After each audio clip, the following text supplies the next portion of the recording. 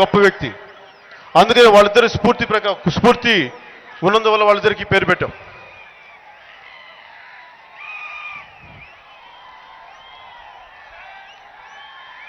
నేను ఇప్పుడు దాకా పొలిటికల్ పార్టీ ఆఫీస్ ఒక హైదరాబాద్లో పెట్టాను తప్ప ఇంకెక్కడ పెట్టలేదు ఇప్పుడు దాకా.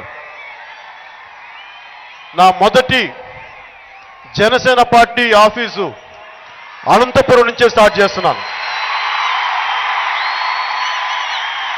2019లో ఎమ్మెల్యేగా పోటీ చేస్తాను. గెలుస్తానా ఓడిపోతానా నాకు తెలియదు, కానీ పోరాటం అయితే చేస్తాను. ప్రజల సమస్యలకి అండగా అయితే నిలబడతాను. ఓట్లు వేయండి, ఓట్లు వేయకపోండి, నా చిత్తశుద్ధి. నేను మీకు ఎప్పుడు అండగా ఉంటాను. మీరు నాకు అండగా ఉంటారో లేదో నాకు తెలియదు. నేను మటుకు మీకు ఎప్పుడు అండగా ఉంటాను.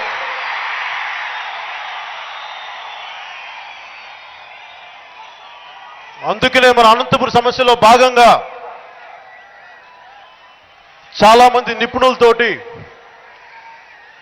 జిల్లా సమగ్రాభివృద్ధి సంస్థ అనంతపురం జిల్లా ఈ వేదికతోటి నేను కలిసి పనిచేయడానికి ముందుకెళ్ళడానికి నిర్ణయించుకున్నాను.